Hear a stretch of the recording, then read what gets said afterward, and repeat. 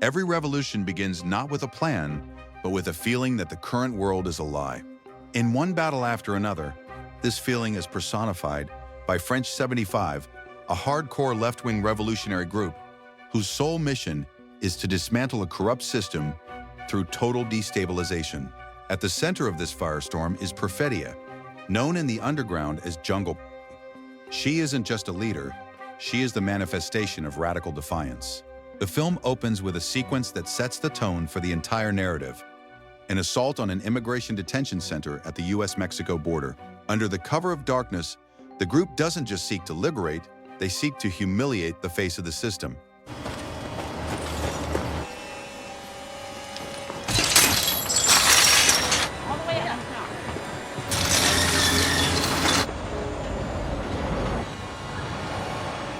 Wake up, soldier boy. What's your name, dickhead? I'm Captain Stephen J. Lockjaw. Free borders, free bodies, free choices, and free from fucking fear. Get up. Not on your feet. Get it up. Good boy.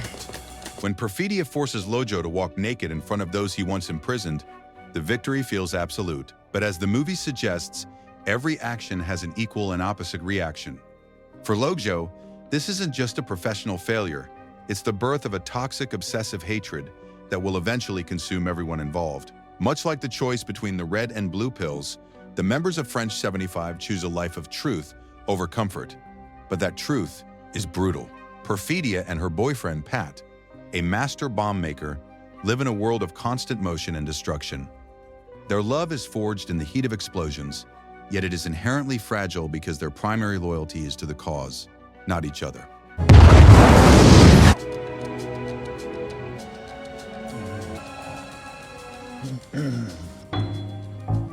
The film takes a dark, psychological turn when Logjo catches Perfedia planting a bomb.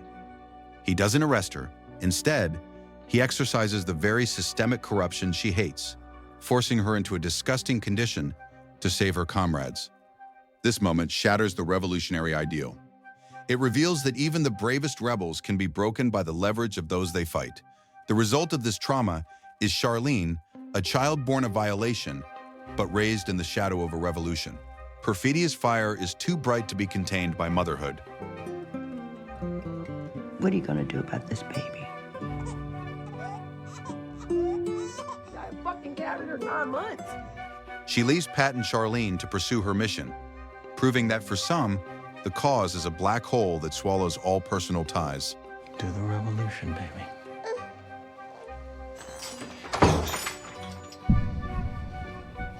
Yeah, baby. Charlene. Charlene. You like black girls? I love them.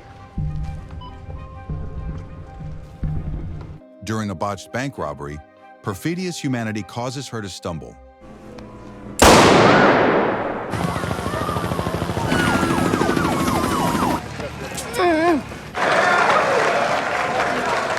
She kills a guard, is arrested, and eventually betrays her own group to Logjo to avoid a 40-year sentence. You've got to tell me where they are and name names.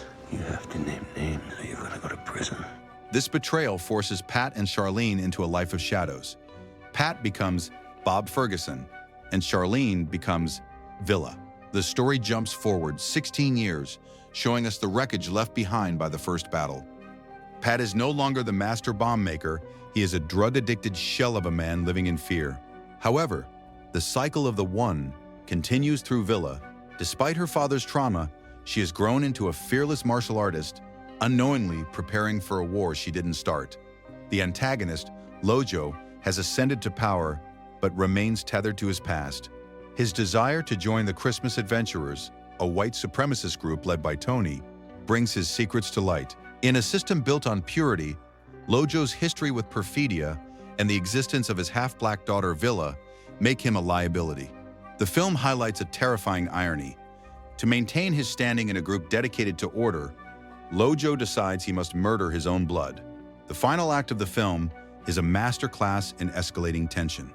As Logjo raids the town to find Pat and Villa, the narrative becomes a chaotic three-way war between Logjo's forces, Tony's hitmen sent to clean up the mess, and the remnants of French 75.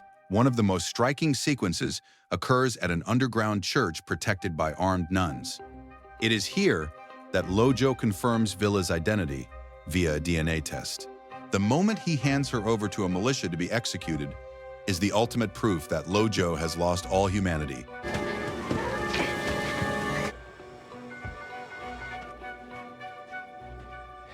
I need to dispose of this one. That's a kid. I don't do kids. Kids do bad shit. I don't give a shit. I'm not doing it. Now 5 miles outside Del Rio by Walter's Landing. You get her to them, I'll pay you a daily rate. He sees people only as code to be deleted or obstacles to be removed. In a surprising subversion of the cold killer trope, the ex-military man hired to kill Villa rebels.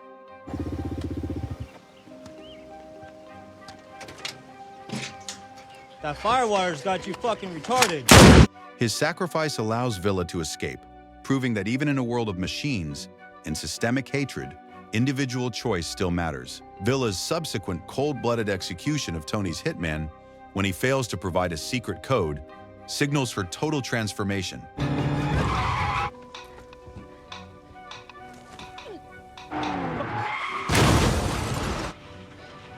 At Hooterville Junction!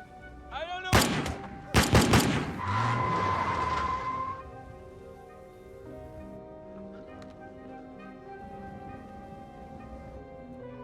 Hello? It's me. Who are you? It's your dad. It's okay. Are you okay? She is no longer just a victim of her parents' history. She is a participant in it. The film's conclusion provides a chilling sense of symmetry. Logjo, thinking he has regained his power by lying to Tony, finds himself trapped in a luxurious office that becomes a gas chamber.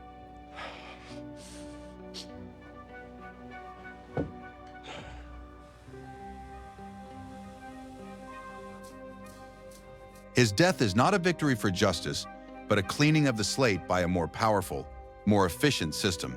The true emotional weight lies in the letter Perfedia left for Villa. It reveals a mother who was blinded by the passion of revolution, but who ultimately hoped for a better world. When Villa reads this and smiles as a new protest is announced, the movie makes its final point. The revolution isn't dead, it has simply evolved. Villa chooses her mother's mission, but rejects the blind rage that led to her mother's betrayal. Tony and the white supremacist structure remain intact, setting the stage for a more targeted, intelligent insurgency. The film redefines family, showing that Pat, the man who raised Villa despite his brokenness, is her true father, regardless of the code in her veins. One battle after another ends not with an answer, but with a question: can the cycle of violence ever truly be broken? Or is every victory just the beginning of the next battle? The cool dad that you could say anything to, anything